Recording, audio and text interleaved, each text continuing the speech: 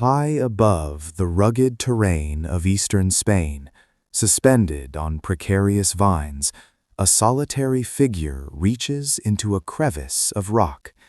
This is not a scene from a modern thriller, but a moment frozen in ochre pigment on the limestone walls of the Araña Caves.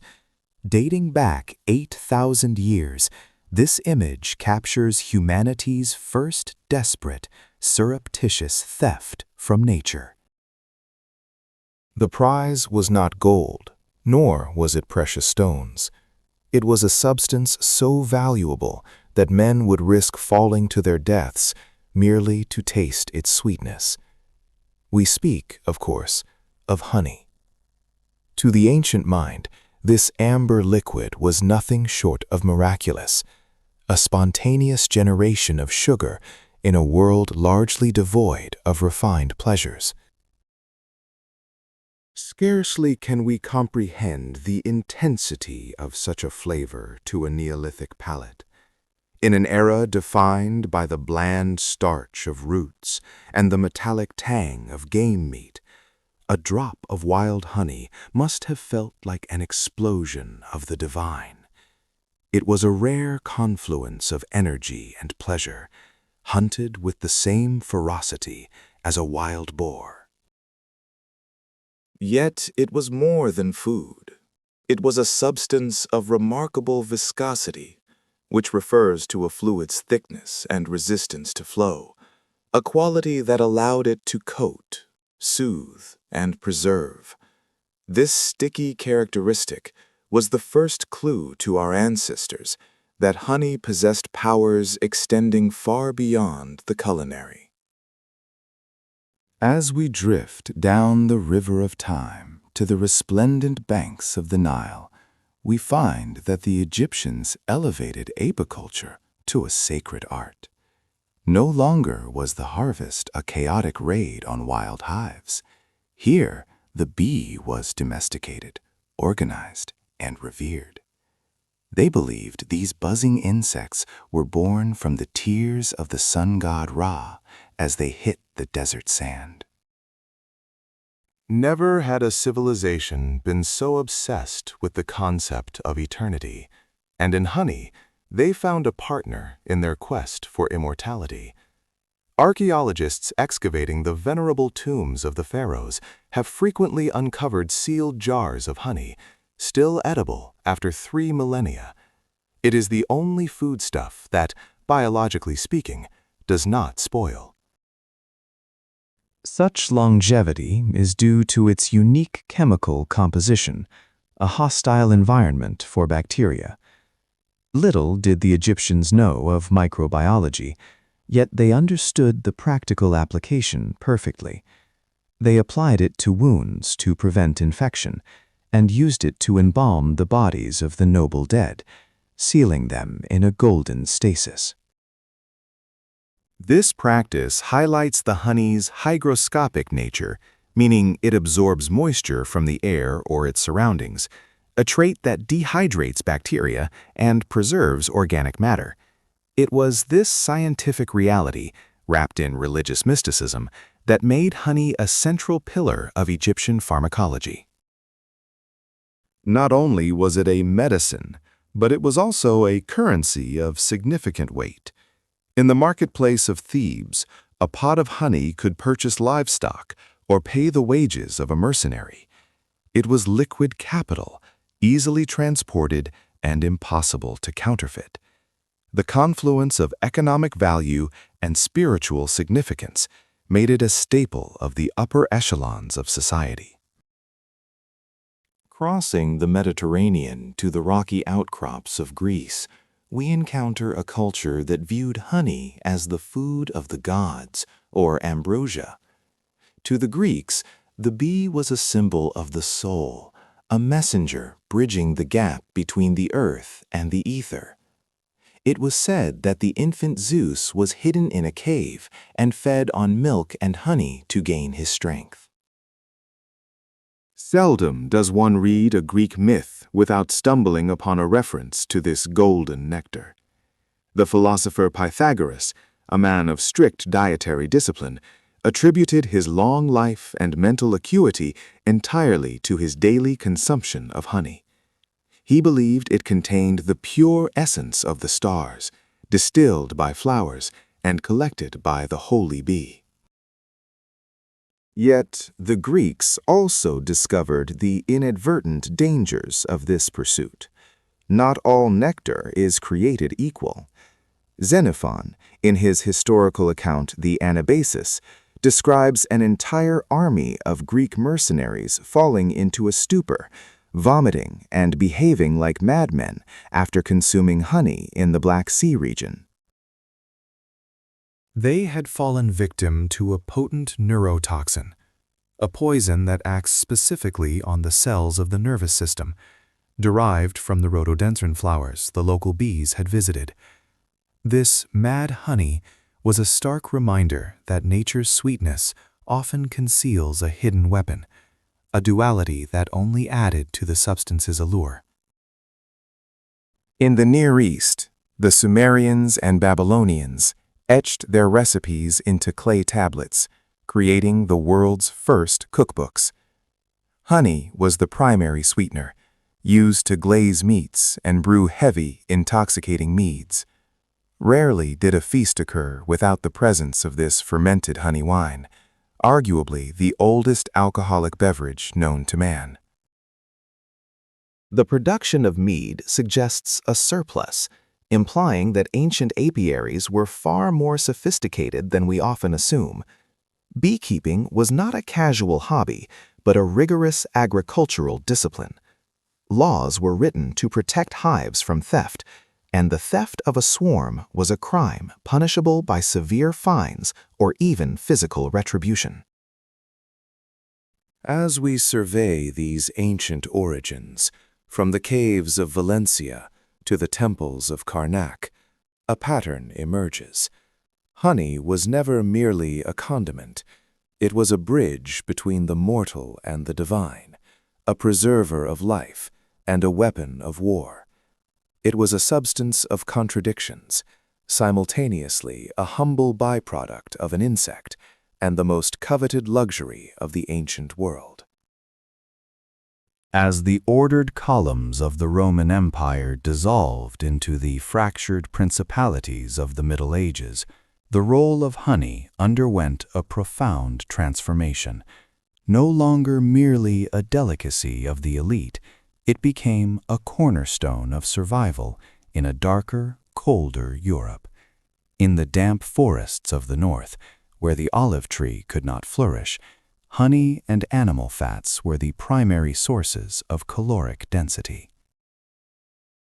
Here, the stewardship of the bee fell not to emperors, but to the monastic orders. Within the stone walls of abbeys from Northumbria to Bavaria, monks became the guardians of apicultural knowledge. They understood that the hive was a model of perfect obedience and industry, a theological mirror reflecting how a devout society ought to function under the eyes of God. However, it was not merely sweetness that the church desired.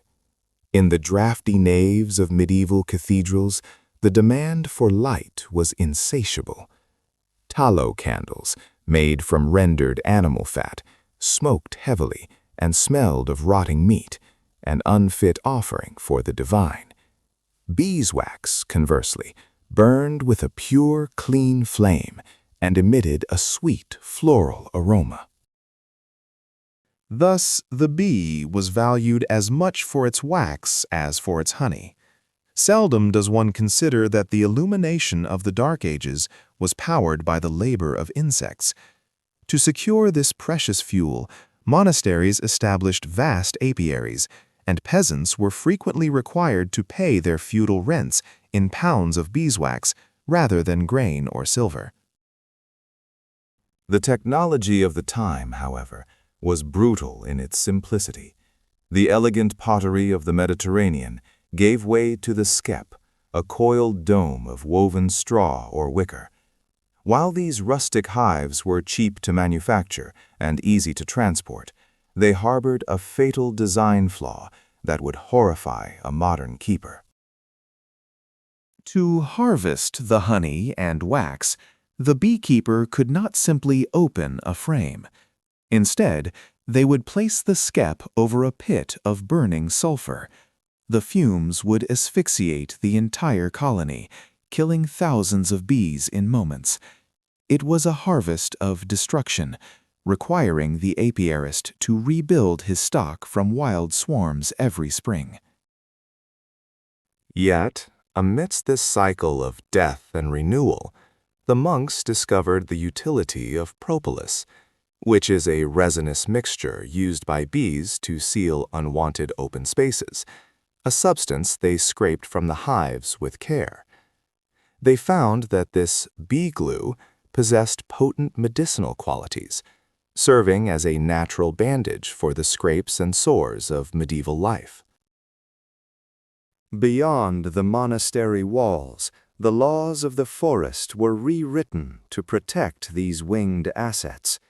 Charlemagne, the father of Europe, issued the Capitulary de Villis, a legal decree demanding that every imperial farm maintain apiaries and mead brewers. Stealing honey was no longer a petty theft, it was a crime against the crown, punishable by the severing of a hand. In the dense woodlands of Germany and Poland, a specialized class of foresters, known as Zeidlers, emerged. These men did not keep bees in baskets, but climbed high into the ancient oaks to tend hives located in hollow trunks. They were armed with crossbows to defend their charges against bears and poachers, occupying a station of immense respect. If you find yourself hungering to collect more of these sweet, forgotten nectar droplets from the annals of history, do ensure you attach yourself to our swarm for the next Chronicle. While Europe labored under the feudal system, the Islamic Golden Age was elevating honey to new heights of sophistication. In the bustling souks of Baghdad and Cordoba, honey was not just food, but a fundamental element of the materia medica. The great physician Avicenna wrote extensively of its ability to balance the humors, prescribing it for ailments of the lungs and the spirit. Here, the culinary arts flourished with a complexity unknown to the Frankish kings. Honey was used to candy fruits, preserving the harvest of summer for the barren winter months. It was whipped into sherbets, cooled with mountain snow, and folded into pastries that were as resplendent as the architecture of the Alhambra. Back in the mead halls of the Vikings and Saxons, the fermentation of honey remained the primary social lubricant. Before the widespread cultivation of hops for beer or the importation of grape wine, mead was the drink of warriors. It was in the communal passing of the mead cup that alliances were forged and oaths were sworn. Little did these warriors realize that their drink was becoming a luxury of the past. As the population of Europe swelled, the vast forests required for wild foraging were felled for timber and farmland. The habitat of the wild bee began to shrink, and with it, the ubiquity of honey began to fade, turning it once again into a scarce commodity. Simultaneously, a new rival was appearing on the horizon. The Crusaders, returning from the Holy Land, brought back tales of a reed that produces honey without bees. This was sugarcane. Though initially astronomically expensive, its introduction marked the beginning of a slow war for the European palate, one that honey would eventually lose. But in the deep Middle Ages, before the sugar plantations of the New World changed the global economy, honey was unrivaled. It was the only source of concentrated sweetness available to the peasant and the king alike. It sweetened the bitter herbs of medicine and masked the taste of spoiling meat in the scullery. It was a time when the relationship between man and insect was intimate and essential. A world without honey was a world without light for the altar, without medicine for the wound, and without solace for the winter. It was the golden thread that held the fabric of medieval domesticity together. As the soot-stained curtain of the Industrial Revolution descended upon Europe, the golden age of honey began to wane. No longer was the beehive the sole provider of sweetness. From the colonies of the New World came ships laden with sugarcane, a commodity that was rapidly transforming from a royal luxury into a staple of the working class. Little did the apiarist know that his ancient craft was facing an existential threat. Sugar was white, granular, and predictable, whereas honey was viscous and variable. In the factories and textile mills of Manchester and Lyon, exhausted laborers sought the quick rush of cheap sugar in their tea, relegating honey to a quaint relic of the agrarian past. Yet, amidst the clamor of steam engines and power looms, a quieter revolution was taking place within the garden. The Enlightenment had birthed a hunger for empirical truth. Men of science began to observe the bee not as a servant of God, but as a biological marvel. They peered through primitive microscopes, sketching the intricate anatomy of the queen and her drones. For centuries, the straw skep had reigned supreme, despite its inherent cruelty. To harvest the wax and nectar, one had to murder the colony with sulfur smoke. It was a wasteful and barbaric practice, yet it persisted simply because no one had devised a better method. The bee was still a mystery, hidden behind walls of woven grass. Then came the Reverend Lorenzo Langstroth, a man whose melancholy spirit found solace in the hum of the hive. He discovered a precise measurement, the bee space, which allowed bees to pass freely between combs without cementing them together. By respecting this natural law, he created the movable frame hive, a wooden box of drawers that could be opened without violence. This invention marked the end of the skep's dominance. It was a moment of obsolescence, which means the process of becoming outdated or no longer used for the traditional straw basket. Suddenly, the beekeeper could inspect the brood, check for disease, and harvest the surplus honey without harming a single wing. With the movable frame, beekeeping shifted from a peasant's luck to a calculated industry. One could now manipulate the colony, splitting hives and breeding queens with intentionality. The bee was no longer a wild creature trapped in a basket. It had become a managed livestock, a tiny cog in the great machine of agricultural production.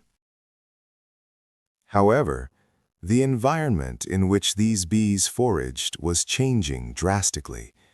The air in London and Pittsburgh hung heavy with coal smoke, coating the blossoms of the linden trees in a layer of grime. Rare is the account that describes the taste of urban honey from this era, but one imagines it carried the metallic tang of the foundry. Commerce brought with it the temptation of deceit. As jars of honey moved from the local village market to the shelves of anonymous city grocers, the provenance of the product became murky. Unscrupulous merchants began diluting honey with cheap glucose syrup, creating a fraudulent mixture that looked like gold but tasted of nothing but hollow sweetness. The intimate bond between the household and the hive was severing. In the pre-industrial world, the hum of the bee was the soundtrack of the summer garden. Now, millions of people lived in crowded tenements, far removed from the clover fields. Honey became a product one bought in a glass jar, divorced from the stinging insect that produced it. Steamships began to transport honey across oceans, shrinking the globe with every voyage. A barrel of honey harvested in the vast floral plains of Argentina could now end up on a breakfast table in Hamburg. The local terroir, the specific flavor of a village's season, was blended away into a uniform product designed for mass consumption. Even the demand for beeswax shifted. While the church still required pure wax for the altar, the industrial world needed lubricants and polishes.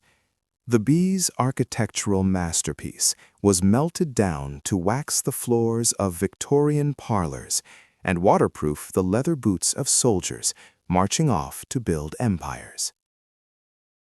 Ironically, as the reality of beekeeping became more industrial, the image of the bee became more romanticized. Poets and painters of the era, fleeing the ugliness of the factory, looked back to the bee as a symbol of a lost pastoral idyll.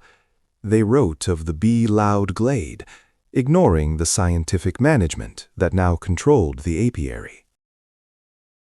Never before had the insect been so understood, yet so alienated from its natural rhythm. The queen was now often shipped through the post in a small cage, attended by a few nurse bees, traversing continents to head a colony she had never met. It was a triumph of logistics, but a disruption of the ancient order. Thus, we stand at the precipice of the modern age.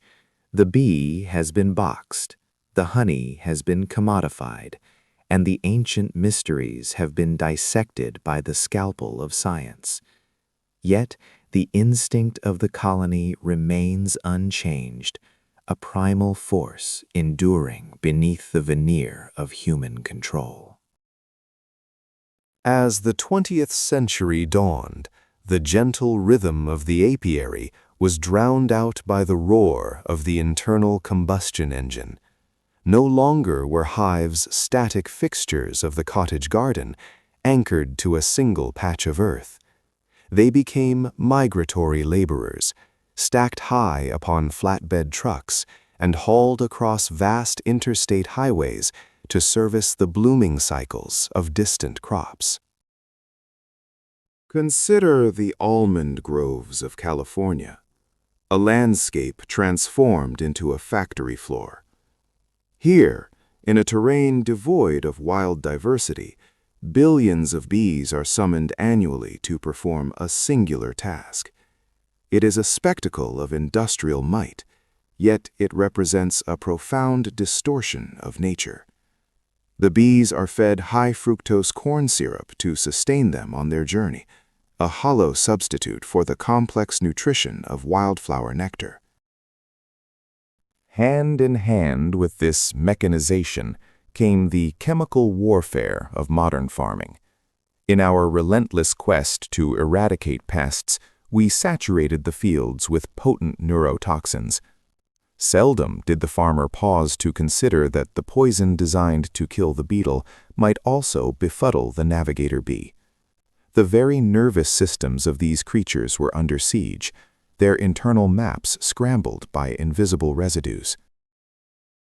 Then, in the early years of the new millennium, a chilling phenomenon emerged.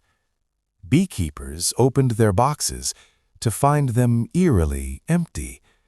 There were no dead bodies littering the floorboard, only a queen left behind and a few immature workers. The foragers had simply vanished into the ether. It was termed colony collapse disorder, a silent plague that forced humanity to confront its own hubris. It was a stark warning that our environment had become hostile. The bees were acting as sentinels, which means soldiers or guards, whose job is to stand and keep watch, signaling a danger that we had failed to perceive. Their disappearance was not merely an agricultural inconvenience. It was a symptom of a fractured relationship with the earth itself. Paradoxically, this crisis ignited a global resurgence of interest. In the concrete canyons of New York and on the rooftops of Paris, a new generation of urban apiarists emerged. Defying the assumption that nature belongs only in the country, these enthusiasts placed hives atop skyscrapers. Here, amidst the smog and noise, the bees found a surprising refuge in the pesticide-free gardens of the city. We have now entered the age of the digital hive. Sensors monitor the temperature and humidity of the colony, transmitting data to smartphones in real time. Artificial intelligence analyzes the acoustic frequency of the hum to detect stress or the loss of a queen. We have become voyeurs, peering into the darkness of the comb through the lens of algorithms rather than the intuition of the heart. Yet for all our technological advancements, the bee remains fundamentally wild.